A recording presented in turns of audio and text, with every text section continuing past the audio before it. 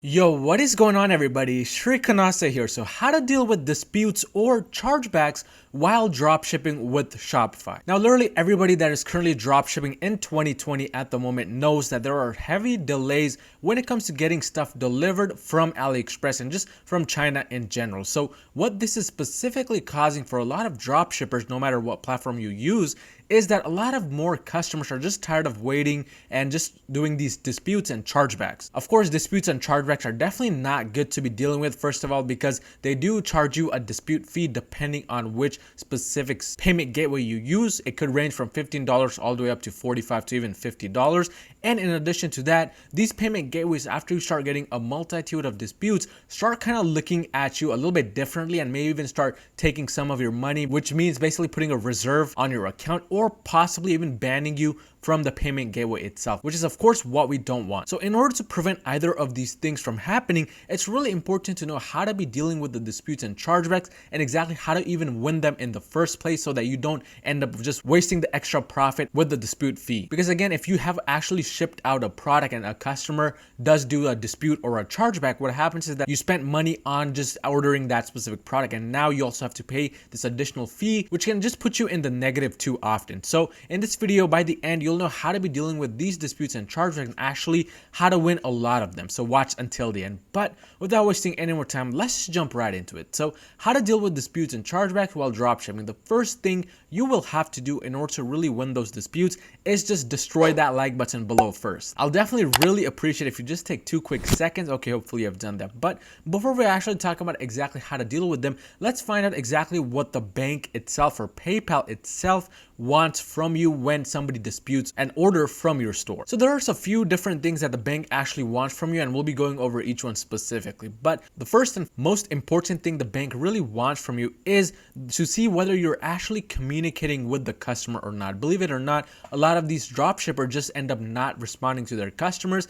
And if that customer goes out to dispute the product that they ordered from you and you are unable to show that you responded to any of their emails or messages, it's going to look really bad for you, and these banks or PayPal may just decide against you in the case. Basically, what the bank or PayPal wants to see is whether you did everything in your hands possible to help the customer. And this means responding to their emails on time, making sure that they know that the delivery times are extended because whatever's going on right now, and also simply letting them know that your products do get shipped from international warehouses. So the more truthful you are in your communication with the buyer, the better it is for you come these disputes where you have to actually submit evidence. What I normally do is I just take a screenshot or just save the Gmail conversations that I had with my buyer and just upload it as evidence to my Stripe dashboard, which is what I use to accept the payments from my customers. But you should definitely be including these communication emails or messages when you're submitting the evidence for the dispute because they help tremendously. Again, this is one of the criteria the banks and PayPal is looking at when deciding whether to let you win the dispute or not. But in addition to that, the second thing the bank and PayPal is looking for is whether you actually ship the product. Now, this is easy to just provide. Just go ahead and provide the tracking number. You should also be taking a screenshot of the tracking information that is coming up on one of the verified tracking websites like 17track.net or parcelsapp.com. Sometimes the people that are going over your disputes may be too busy to actually go ahead and look up the information for the tracking in themselves. So it really helps if you have that screenshot available so that the person, whoever's going over your case, can actually just look at the screenshot and verify that it was indeed shipped to the customer. But in addition to that, the people that are going over your case or just the bank in general is looking to see if you have the important policies and a FAQ section on your website. So this is really important that you again take screenshots of the important policy pages or the FAQs, or simply include direct link to these pages when you're writing up the evidence portion of the dispute. Again, this lets the bank know that indeed you have all of the information available on your website, which can let the customer know exactly when to expect the product, what the return policies, what the refund policies, etc. And again, it just shows that you're more prepared to the bank and it makes them want to kind of side with you, because again, the only thing the bank is really looking at is whether you're doing everything possible and if you're providing to them as much information as possible, because the more information you provide, the easier the bank's job becomes when dealing with these disputes. But in addition to that, another thing you can kind of link to in the evidence section of the dispute is the description itself for the product. And in this case, you can just go ahead and copy and paste the product URL so that they are aware that your description is very descriptive and it has definitely this specific information. Number one, you should have shipping information somewhere in the description. Number two, you should kind of have an hour guarantee section at the very end so that it shows the bank that you do guarantee some kind of returns or refunds to the customer for all of the purchases. And again, all we're trying to do here is we're trying to prove to the bank, whatever other payment gateway we use, that we are indeed a reliable seller and we have all the information possible which the customer could look at prior to ordering, because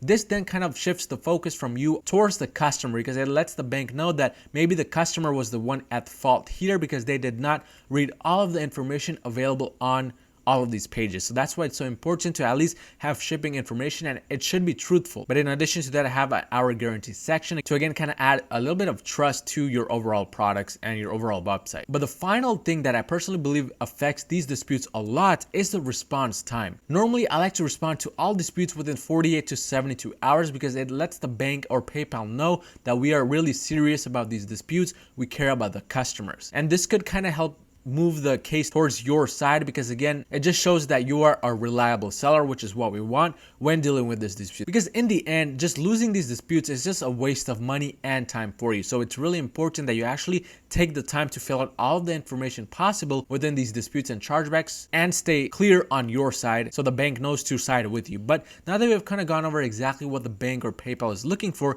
let's go ahead and go over the specific template that I use to actually fight these disputes. And yes, this is one template which I use all the time to kind of provide for the disputes or chargebacks that do come on my website. But here is the specific template. So for the template, if you just read through it quickly, and I'll have this in the description below. Again, another reason why you should destroy that like button, because it did take a while for me to come up with this. But let's go ahead and go over the template. So at the very beginning, I start off by just mentioning what the specific product is when they order the product. So as you can see, I say on and a given date and time. You want to be replacing this section with whatever information you have. But I say we received an order from this customer for our X, and again, replace it with the product title and write in how many pieces the person purchased from your store. After that, you want to continue with the following. The order confirmation email for the customer's order was sent immediately and after they ordered, and the tracking information was sent on date and time. Again, we're letting the bank or PayPal know that, hey, we did send our customer the order confirmation and tracking emails, and the customer was fully aware that the product was actually shipped.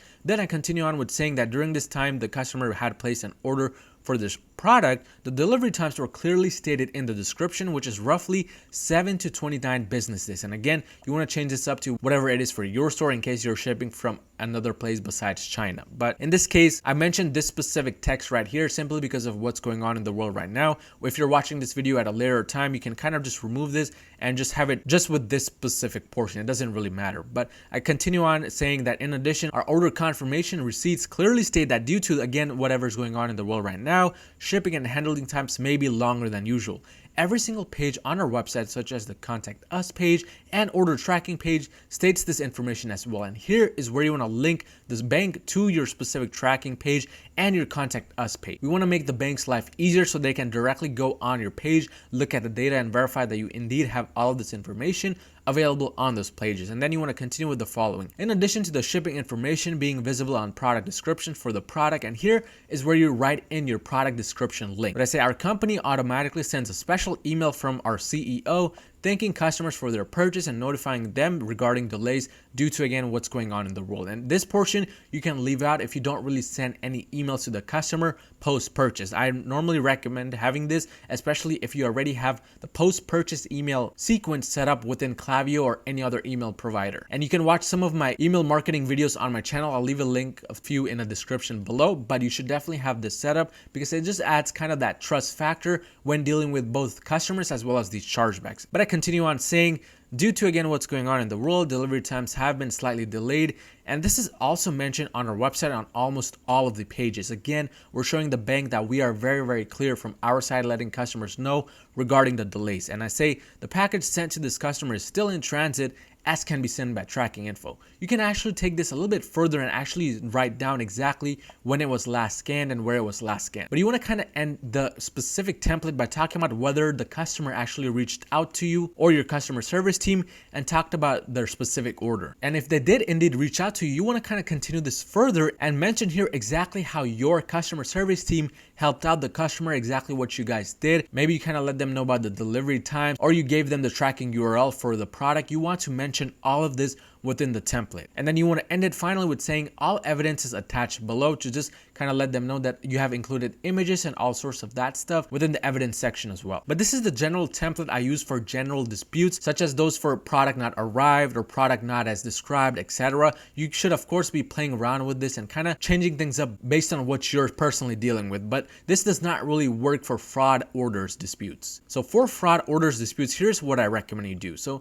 in this case, you want to be specifically talking about all of the sections above. So basically using the same template as above with the addition of the following few sentences. So there's a few things you want to add to fraud order disputes, because those aren't really that easy to resolve, especially if it is indeed a fraud order. But most of the time, I've personally noticed that those disputes which are actually for fraudulent orders are not really fraudulent orders, but just angry customers who are trying to win their dispute. So in this case, you want to include this little bit of information within the general template above. So what I say is the following. I say, this customer passed the CVC check, address check, and zip code check enforced by X. And you can replace X by whatever payment gateway you use. In my case, I use Stripe, so I would write in Stripe in this case. And I say, in addition, the platform you use to run our website on, which is Shopify, also indicated that this was a risk type order. Now, if you go on your Shopify dashboard and click on a specific product page, you'll see that on the right, there's a specific section called fraud analysis. The fraud analysis section will let you know whether the order itself was identified as low risk or medium risk or high risk by Shopify. And if it was indeed low risk or medium risk, you definitely want to include that information here. You also want to be including a screenshot of that in the evidence section, because it helps tremendously in letting the bank know or PayPal know that this indeed was not a fraudulent order. Another thing that I normally like to add is I like to add any type of communication I had with the customer, especially if they were talking about the order or they mentioned that they can't really wait anywhere, because that just lets the bank or PayPal know that this was not really a fraudulent order, but just an angry customer who just decided to dispute as a fraudulent order, because usually fraudulent order disputes have a higher than normal win rates. But that is generally how you want to be dealing with disputes in 2020 and onwards. Just try to provide as much information as possible so that you can make the bank's or PayPal's job easier when it comes to dealing with your disputes. But if you found any type of value in this video, smash that like button and smash that subscribe button, and I'll see you guys next time.